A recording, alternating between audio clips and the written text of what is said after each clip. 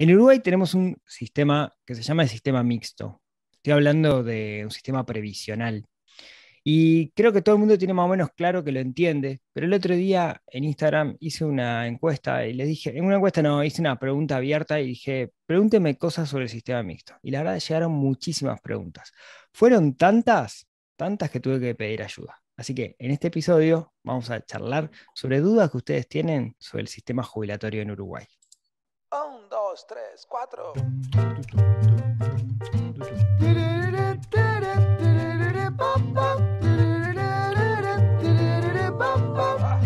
Neurona financiera, neurona financiera, neurona financiera, neurona financiera.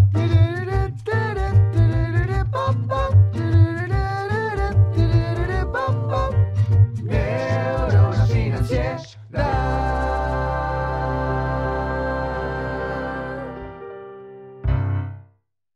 Muy buenos días, tardes, noches para todos. Bienvenidos a un nuevo episodio del podcast de Neurona Financiera. Mi nombre es Rodrigo Álvarez y tengo un invitado en el podcast de hoy que me va a dar una mano a contestar preguntas difíciles que me hicieron llegar por Instagram a la cuenta de Neurona Financiera. Bienvenido nuevamente, Fernando, al podcast. Buenos días, Rodrigo. Muchas gracias por la presentación y sobre todo muchísimas gracias a todas las personas que nos enviaron sus consultas, que fueron un montón. Hay una avalancha de preguntas que vamos a intentar responderlas de lo más concreto posible para aclararles todas sus dudas. Si todavía no te presenté en realidad, ¿no? Fernando trabaja en el equipo de comunicación del área comercial de República FAP, ¿lo dije bien? Y siempre, Perfecto. nosotros colaboramos siempre, Neurona Financiera y República FAP siempre colaboran porque tenemos un objetivo común.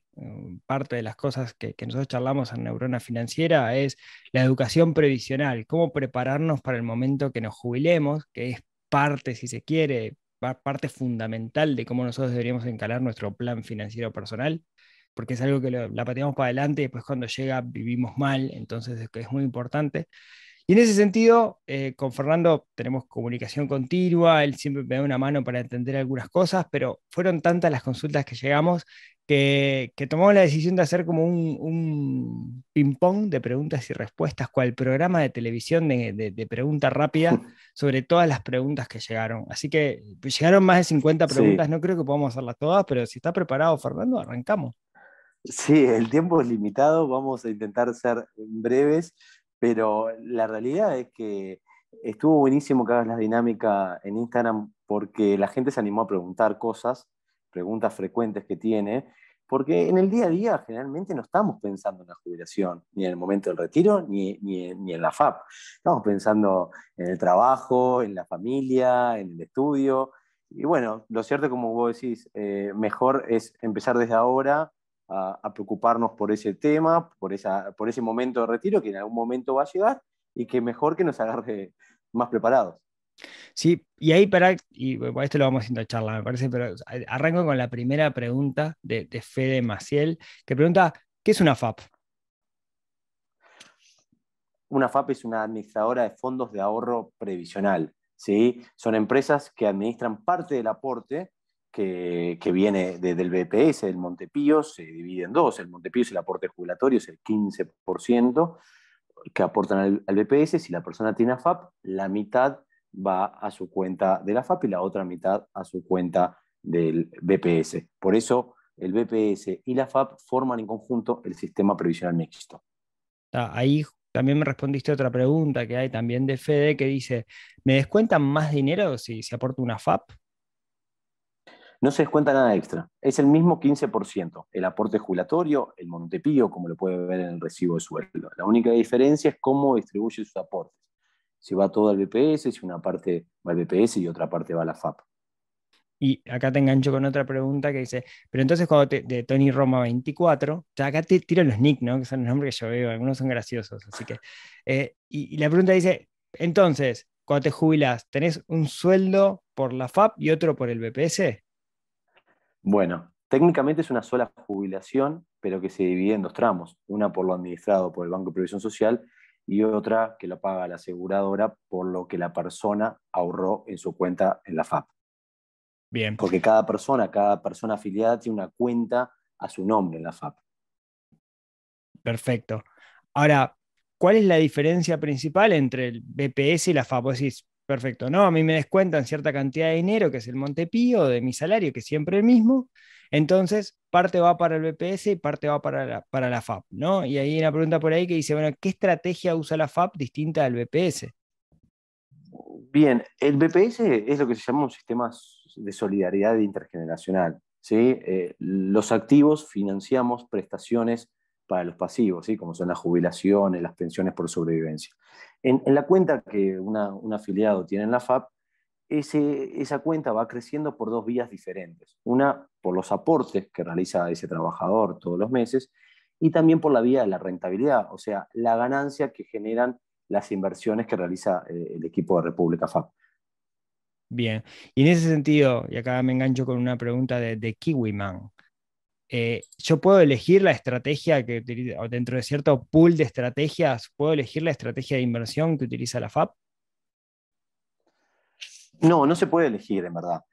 Lo que sí, en 2014 entró en marcha una ley que se crearon un esquema de subfondos. ¿Sí? Ahora el dinero está dividido en dos subfondos. En un subfondo de acumulación, que cuando nos afiliamos de jóvenes a una FAP, tenemos el dinero ahí, y cuando estamos más próximos a jubilarnos, pasa a lo que se llama el subfondo de retiro, ¿sí? Que tiene menor exposición, menor exposición a las fluctuaciones del mercado, ¿sí? Entonces, ese ahorro de la persona que está próxima a jubilarse está como más protegido. Es para darle más seguridad a esa persona que está próxima a jubilarse. Bien, bien, la vieja, digamos, técnica, en realidad, cuanto más falta, más riesgo puedo asumir. A medida que me voy acercando a ese punto, tiene que ser más conservadora mi estrategia, lo mismo que recomendamos a todos los que inviertan como para su retiro. Y Es cierto, ahí te es engancho con así. una pregunta de Pedro que dice, ¿cómo hago para cobrar más dinero el día que me jubile?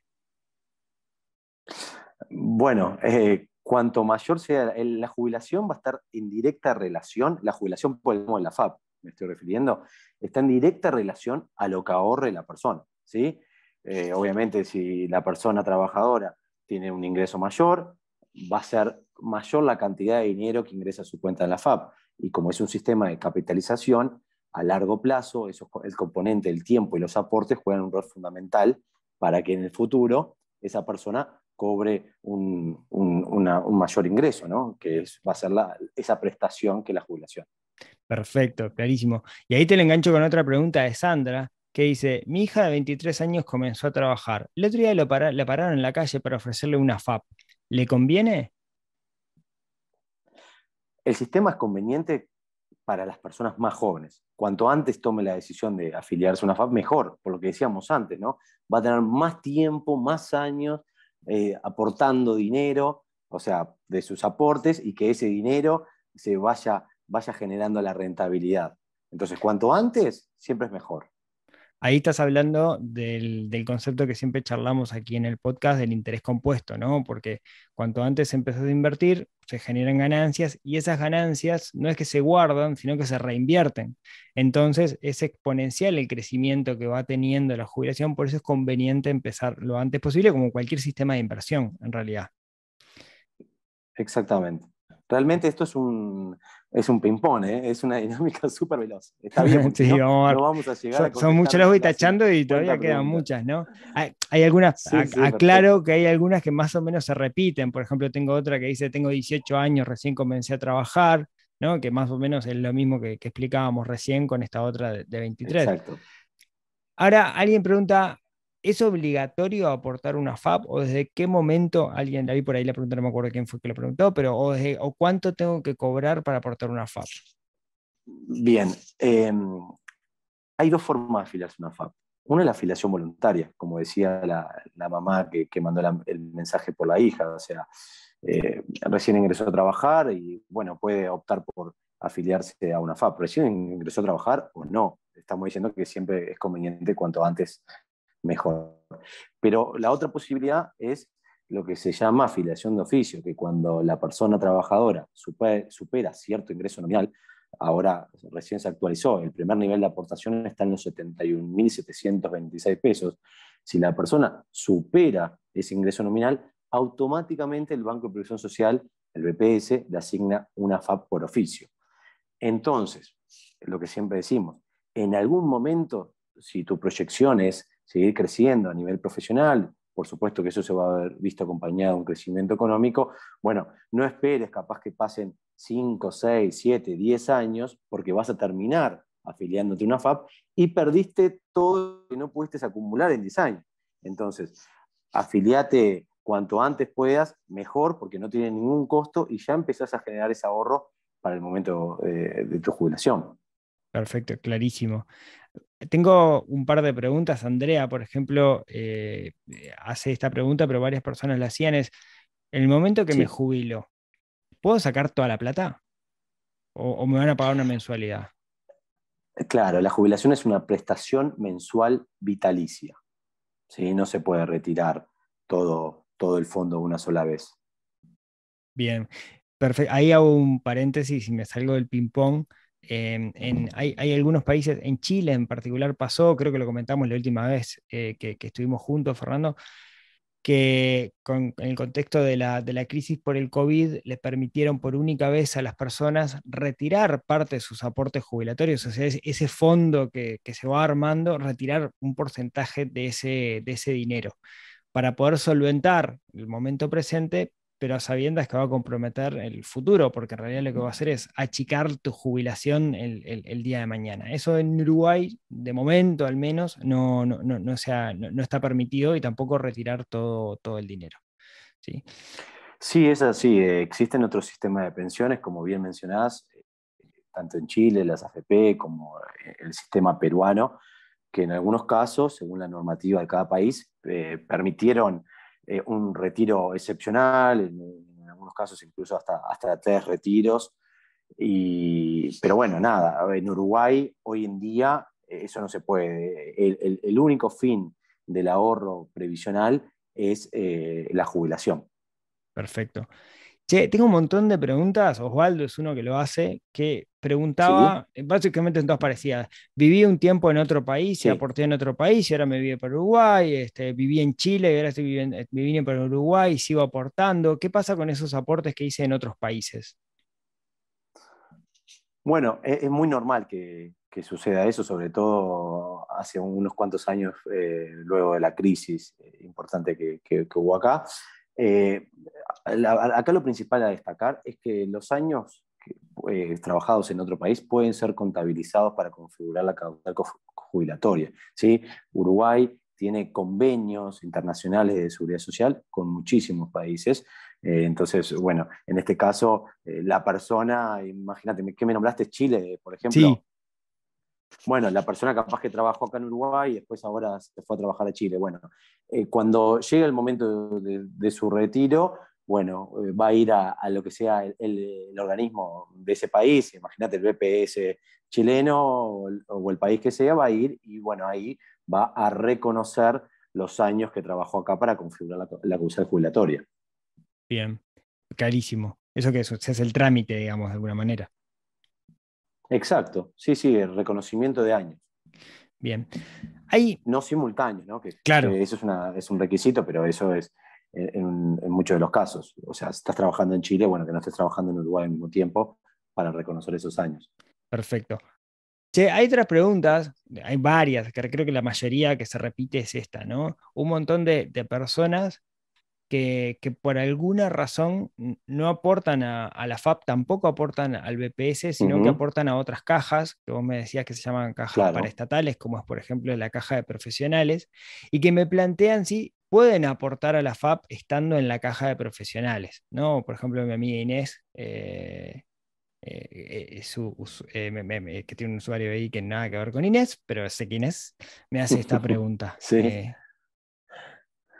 Bueno, como decís, existen otras actividades que aportan a otras cajas, la policial, la notarial, la bancaria, la profesional. ¿Sí? Esos aportes de la persona se destinan a esas cajas, no a la FAP. Para aportar a la FAP tenés que aportar al BPS. ¿Sí?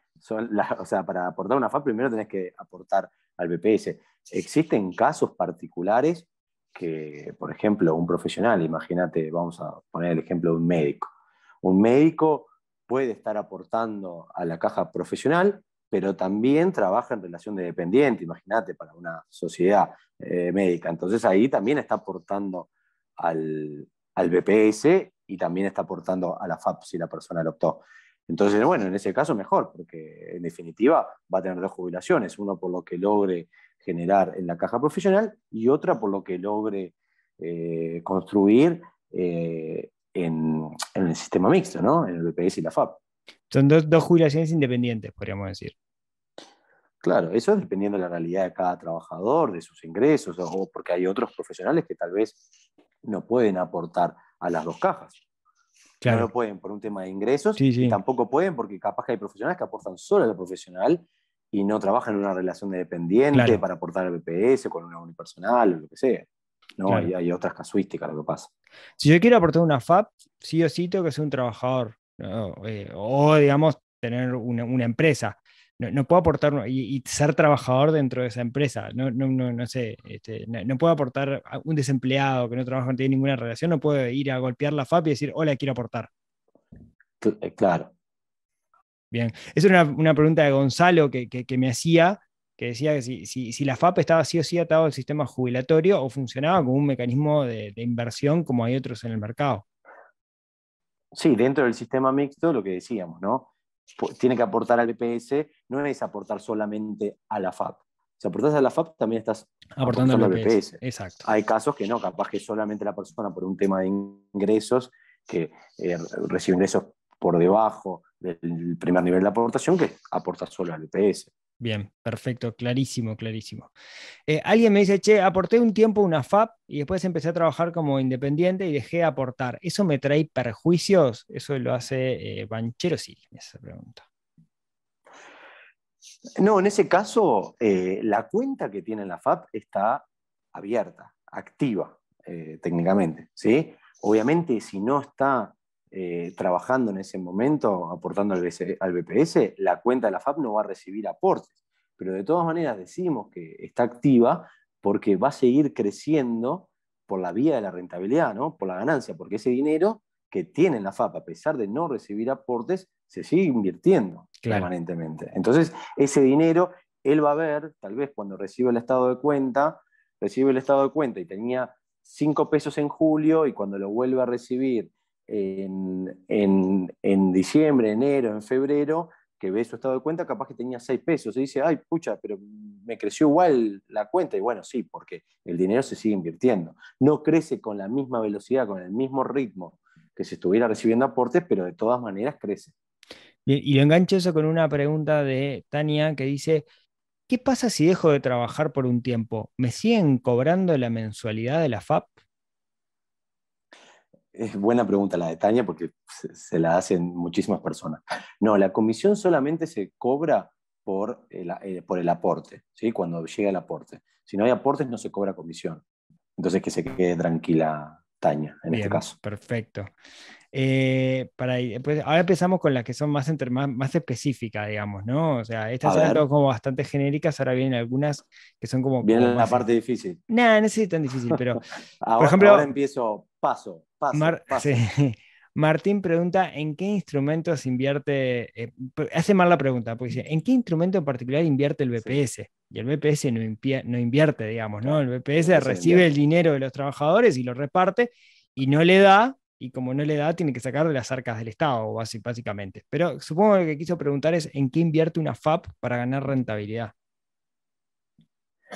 Bueno, la mayoría de los fondos están invertidos en bonos globales, en notas del tesoro, letras de regulación monetaria, pero también hay una importante composición de la cartera en lo que se llama el sector productivo, ¿no? Bueno, ahí sectores como el agropecuario, el industrial, el de servicios, el de transporte, recibieron a través de fideicomisos fondos provisionales que los ayudaron a ampliar sus posibilidades de producción. Y acá es importante destacar que la diversificación no es solamente a nivel sectorial, sino que también a nivel territorial, ocupan prácticamente todo el territorio nacional. Sí, perfecto. Otra pregunta de la gente de Persica.uy, que es, ¿hay que cumplir la edad mínima o los años de trabajo para poder jubilarse? Sí, a ver, la causal común se configura con 60 años de edad y 30 años de trabajo. Se tienen que cumplir ambos requisitos. Luego hay otras formas de configurar la causal, pero a lo que esta persona se refiere, para no irnos por las ramas, es eso, la causal común de jubilación. Perfecto. Y por ahí, para que había una pregunta que la estoy buscando, que era el tema de los hijos. ¿Sigue Debe ser vigente lo el de tema de las los años madres. adicionales, ahí va, años adicionales por hijo para la mujer? ¿Cómo es eso? Claro, eso fue una de las grandes mejoras del sistema, porque a las trabajadoras madres se les computa un año adicional de trabajo por cada hijo, con un máximo de 5. Entonces, la pusiste muy bien la pregunta acá porque viene en relación a la pregunta anterior. Yo estoy En ese relacionando caso, todo. ¿Qué te imagínate, pasa? Esto es una madre, sí, soy te un veo periodista muy de activo. élite. Lo trabajaste muy bien todo. Preparaste la entrevista. Por ejemplo, una madre que tenga 3 hijos, ¿tá? Tiene que cumplir con los 60 años de edad, sí o sí, para configurar la causal. Pero en vez de pedirle 30 años de trabajo, como cada hijo computa un año adicional, se le exigen 27 años de trabajo. Entonces se jubila con 67, con 60 años de edad y 27 años de servicio. Perfecto. Bien. ¿Qué pasa? Acá, esto no es una pregunta y se me ocurre a mí, ¿no? ¿Qué pasa si tienen que cumplir Sí, los 60, digamos, pero el causal era 27, pero en realidad tiene 35 sí. años de trabajo? En realidad él tiene más plata en la cuenta, básicamente, ¿no? Sí, y sí, va a tener más ahorro. Bien, Aportó perfecto. más, está perfecto. Sigo con preguntas. Varias personas me preguntan si hay un simulador o hay Sí. forma de suponer o de prever cuál va a ser su jubilación. Bien, el equipo de servicio al cliente trabaja con un cálculo jubilatorio, pero únicamente para las personas que están próximas a jubilarse, que tienen causal dentro de ese semestre. Porque lo cierto es que hay muchas variables para calcular la jubilación. Entonces, eh, se puede hacer un simulador, en otros países existe simulador de jubilaciones, unas proyecciones, pero realmente no son muy fiables, ¿no? No son muy reales, porque Partí de los muchos datos supuestos. cambian, las variables cambian, entonces, bueno, realmente después es otro el monto. A pesar de eso, sí se va a trabajar alguna proyección para esas personas, para que lo puedan tener en cuenta. Pero hoy en día, si una persona, capaz que la persona que nos preguntó, está próxima a jubilarse, le invitamos a llamarnos a nuestro 0800 28 88, que es una línea gratuita desde todo el país, y en esos casos, con la gente de servicio al cliente, capaz que pueden llegar a hacer una estimación. Perfecto. Sí, esto estoy tachando porque hay como varias personas. Lo que tenemos que entender ahí es que para poder dar una estimación que es a futuro, si dentro de 20, 30 años, van a pasar dos cosas. Primero, se van a partir de muchos supuestos porque en 20, 30 años puede cambiar muchísimo, muchas cosas, la inflación, el dólar, las tasas, etcétera. Y Mm. no va a ser de repente una referencia. Y también lo otro que la percepción que vamos a tener ahora no va a ser muy real. Pero bueno, es válida la pregunta. Sigo con algunas más como puntuales. Mira, ahí dice, Martín dice, estoy por cumplir 50 y en la web de República FAP dice que los consulte. ¿Por qué?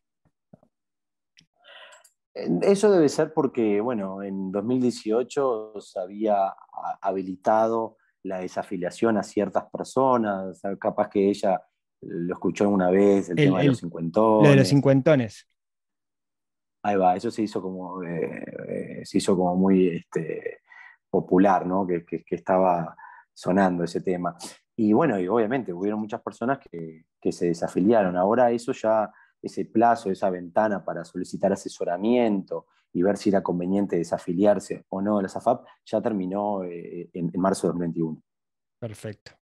Bien. Sí, eso, eh, una de las cosas que vos me comentabas en alguna otra instancia que el sistema en realidad, si bien que está sólido, está como siempre en constante revisión, ¿no? Y esto fue uno de los casos donde se vio esa revisión y se hicieron modificaciones. Exactamente, es tal cual como lo decís, se trata de un sistema vivo que está en permanente revisión y el sistema se puso en marcha en el año 96. Y el sistema siempre fue evolucionando y incorporando mejoras, modificaciones que fueron para beneficio de todas las personas trabajadoras. ¿Sí? Recién lo estábamos comentando por arriba, ¿no? El beneficio para las madres, la creación de una historia laboral, la heredabilidad de la cuenta. ¿Sí? Bueno, esto mismo, lo que estamos diciendo, que a aquellas personas que no les convenía estar afiliadas a una FAP, se les dio la posibilidad de devolver todo el BPS y se afiliaron personas. Entonces, Claro. eso habla claramente de que, bueno, obviamente el mundo cambia y la realidad de los trabajadores cambia. O sea, entonces el sistema no puede ser el mismo que era en el 96. El sistema se va adaptando a las nuevas realidades de los trabajadores para, en definitiva, beneficiarnos a todos nosotros como trabajadores, ¿no? Porque estamos todos incluidos en ese grupo. Bien. Tengo 3 preguntitas más. Hay algunas, digamos, Adelante. que son muy difíciles de contestar, que después yo veo qué hago con ellas, ¿no? Hay alguien que dice, por ejemplo, el Sí. BPS es un esquema de Ponzi estatal y cosas por el estilo, que son muy divertidas y después da para elaborarla, que no vamos a tratarlas acá. Pero alguien dice, hay un par de preguntas, Martín es uno que pregunta, Eduardo también, ¿qué pasa si quiero aportar más plata mensualmente a la FAP? ¿Es posible? Como una especie de aporte voluntario. Bueno, eso mismo, existe la posibilidad de hacer aportes voluntarios, pero depende mucho la edad de la persona, cuántos años tiene aportando al sistema, con qué frecuencia puede realizar esos aportes, de qué monto. Entonces, en estos casos es muy difícil dar una respuesta general porque hay que estudiar la situación de cada trabajador. En estos casos también lo invitamos a que nos llame al servicio al cliente y bueno, se evaluará su situación, sus ingresos y otras variables para darle nuestra recomendación y que la persona, por supuesto, sea quien toma esa decisión. Perfecto. Bueno, yo dije que tenía 3 preguntas, esa fue la primera.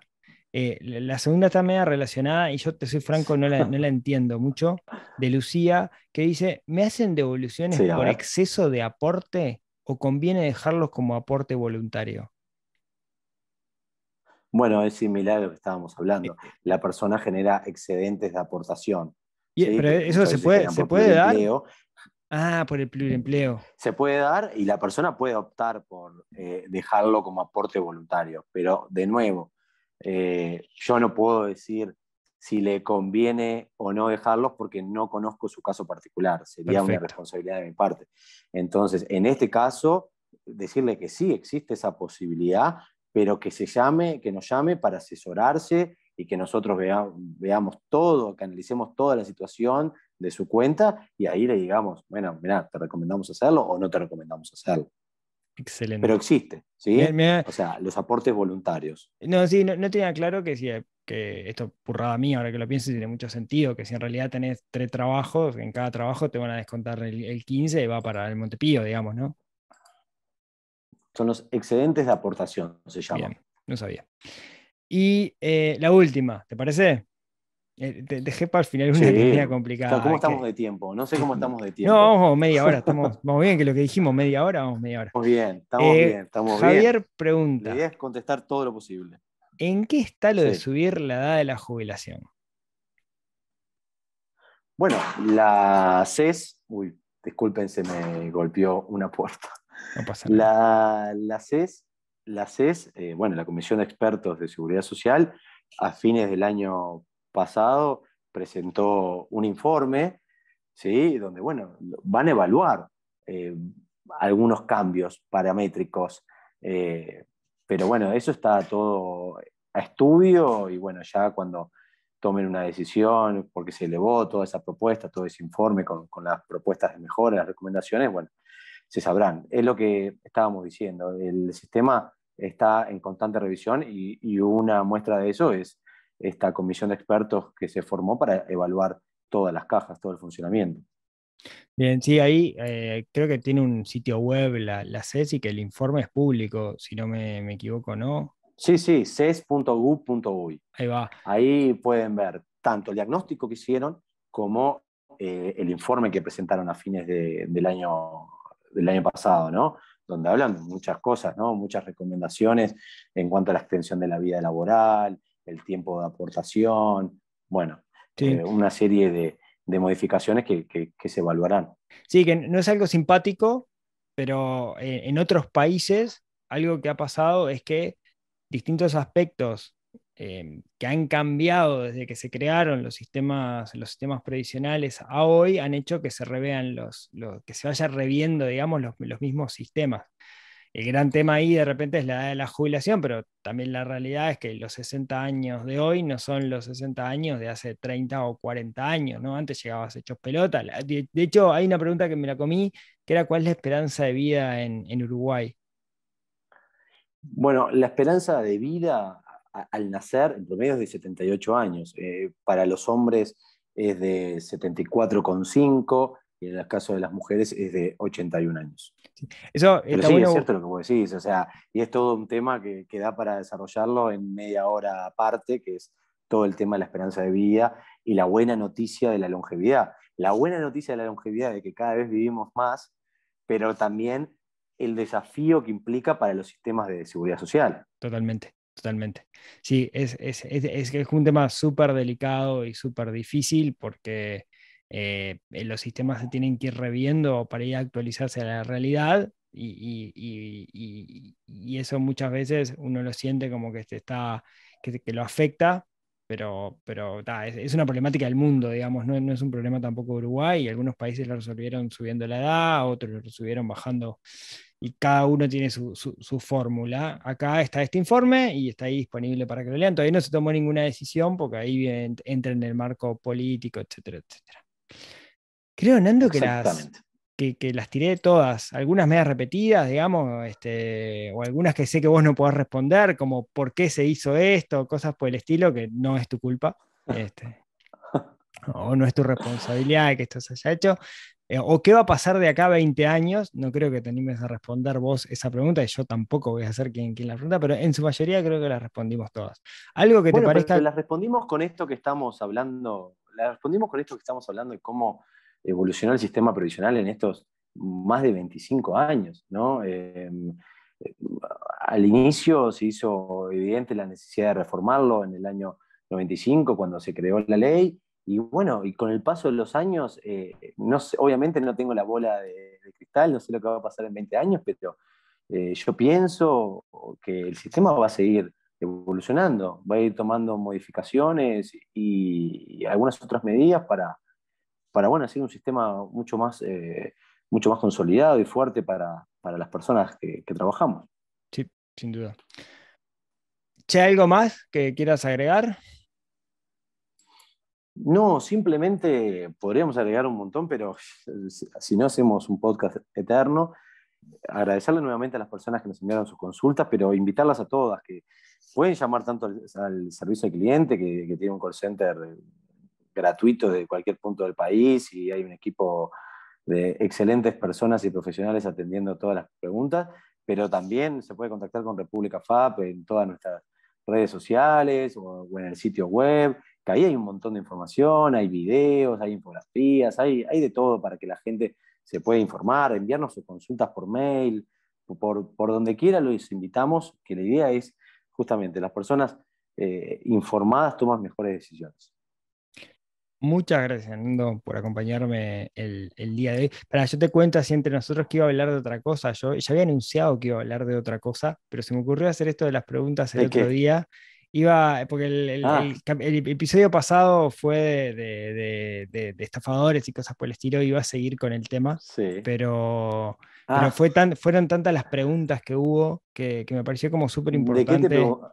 Ah, hacer la pausa, digamos, y hablar de esto, porque como yo decía en Instagram, ¿no? Creo que es un sistema que todos o la gran mayoría estamos metidos adentro y como es, entre comillas, obligatorio, sentimos que no tenemos nada para hacer.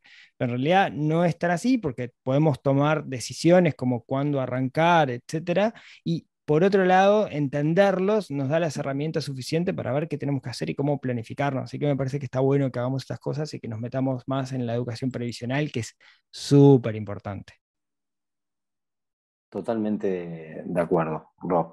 Les agradezco muchísimo el tiempo y quedo a las órdenes para contestar cualquier pregunta. Dale, muchas gracias, Nando. Bueno, muchas gracias a todos por escucharnos hasta acá.